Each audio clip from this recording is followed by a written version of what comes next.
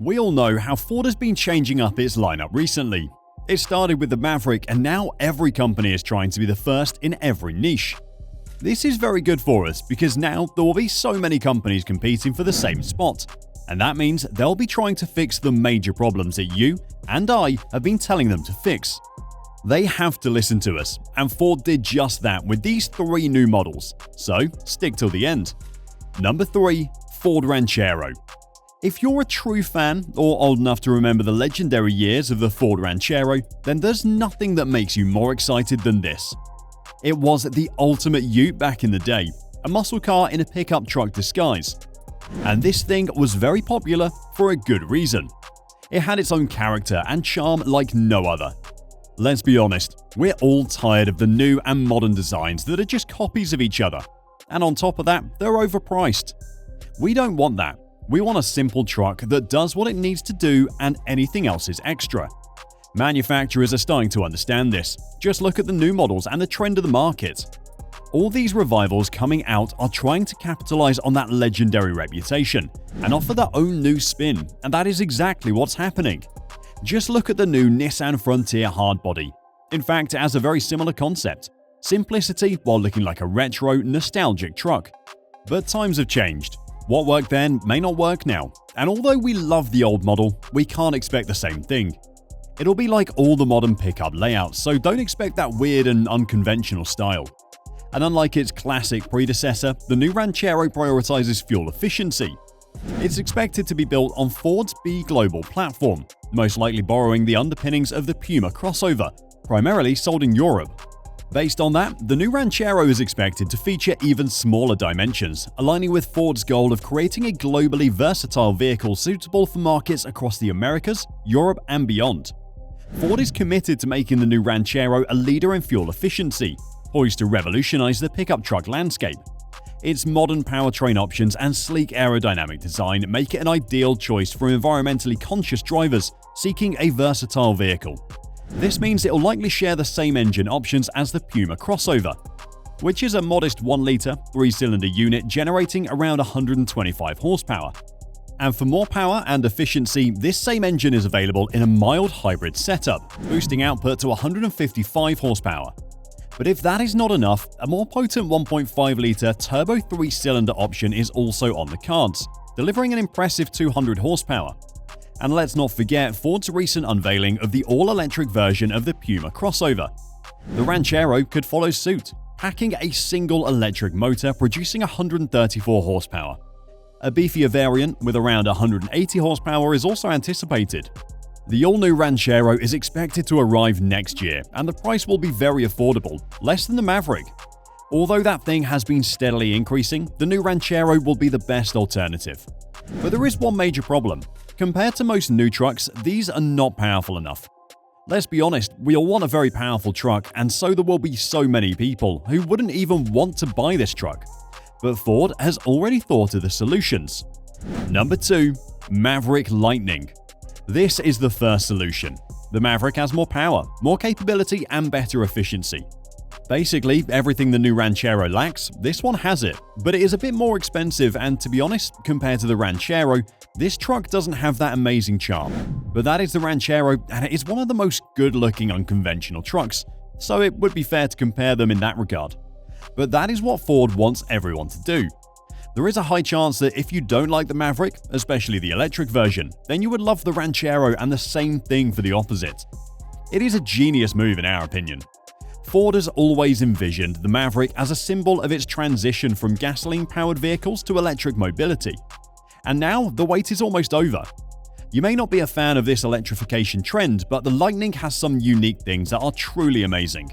One of these is the platform. Ford decided to go with the C2 platform, which means that the size will be the same as the other Mavericks, but this thing will be very nimble and flexible.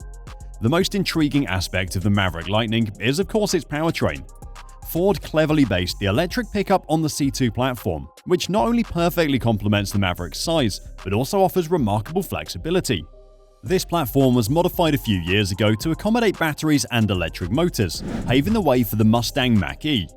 Despite being built on a platform initially designed for gasoline-powered vehicles, the all-electric Mustang impressed everyone with its performance. we expect nothing less from the Maverick Lightning.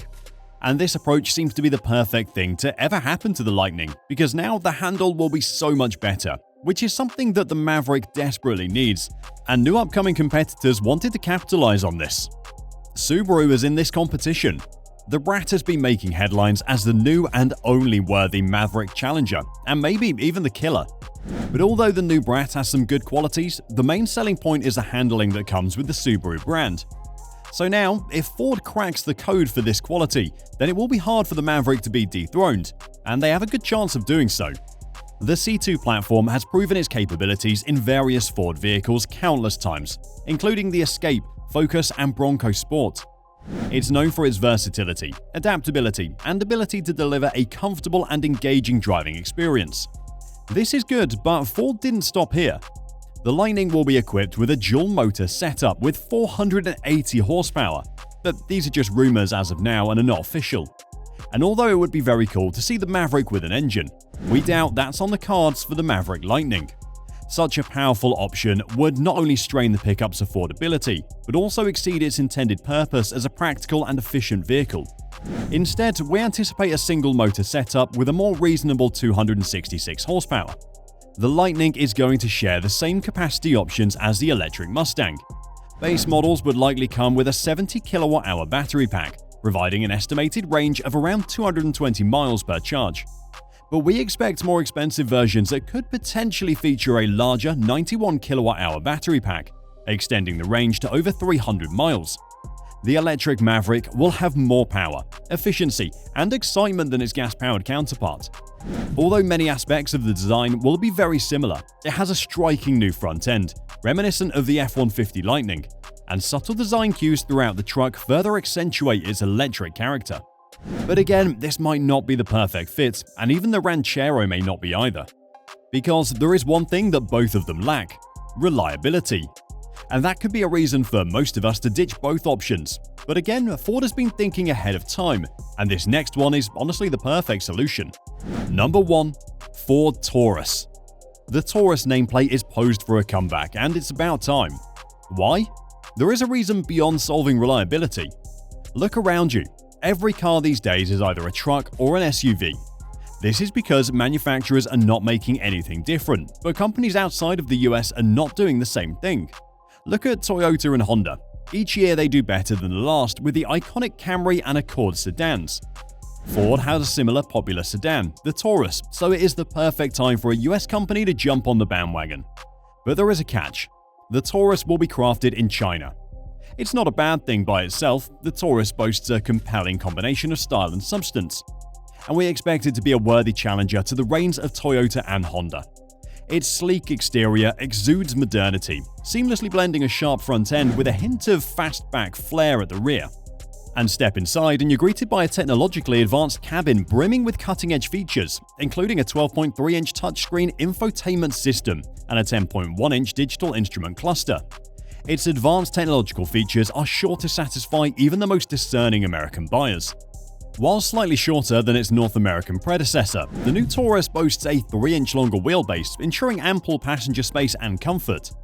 The problem with making it in China is the tax increase, but they can technically get away with it since there aren't that many sedans being made here in the US. And it is good too, because most of you watching may not know this, but the Taurus is already being sold in the Middle East. This means they already know some of the major issues that may come with the new model, and when they start selling it in the US, these issues will be fixed. Its return holds a touch of symbolism, if you really think about it, as it mirrors Ford's previous resurgence from quality woes in the late 1970s and early 1980s. Back then, the brand new Taurus marked the dawn of a new quality control culture. But we can't forget the most important thing about any car: the powertrain. The 2024 Ford Taurus has a choice of two turbocharged 4-cylinder engines. The first is a 1.5-litre engine generating around 180 horsepower, and the second is a 2-litre engine delivering approximately 235 horsepower. Both engines seamlessly pair with an 8-speed automatic transmission. We expect the starting price to be around $26,000. The 2024 Ford Taurus offers exceptional value for money. But what do you think? Let us know in the comments. Thanks for watching and see you on the next one.